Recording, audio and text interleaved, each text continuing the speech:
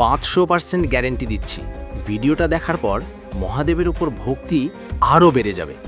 বাবা, শিবকে সবাই ভোলে বাবা বলে কেন? ভোলে বাবা? কি করে বোঝাই? চল একটা সত্যি ঘটনা বলি, তারপর নিজেই বুঝে যাবি। এই গ্রামেরই গল্প। দুইজন মানুষ, একজন শ্যাম আর একজন রাধেশ্যাম।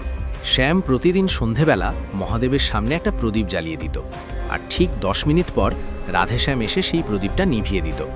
প্রতিদিন একই ঘটনা, শ্যাম বা অন্য কেউ প্রদীপ জ্বালায়, রাধেশ্যাম এসে নিভিয়ে দেয়। কিন্তু কেন? অনেক প্রার্থনা করেও তার মনস্কামনা পূর্ণ হয়নি, তাই হয়তো রাগে কষ্টে এই কাজটাই করত। দিনের পর দিন, মাসের পর মাস এভাবেই চলতে থাকে। তারপর এলো মহাশিবরাত্রি। এমন ঝড় বৃষ্টি যে কেউ ঘর থেকে বেরোতেই পারল না।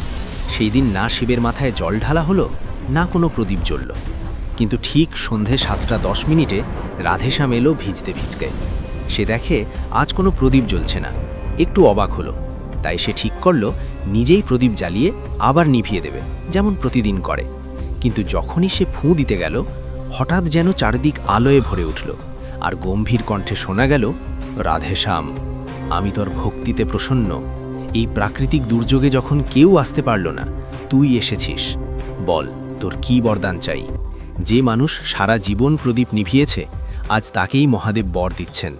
তাহলে বুঝলি কেন মহাদেব ভোলানাথ? কিন্তু বাবা, রাধেশ্যাম কি বর চেয়েছিল? শুধু একটা সন্তান।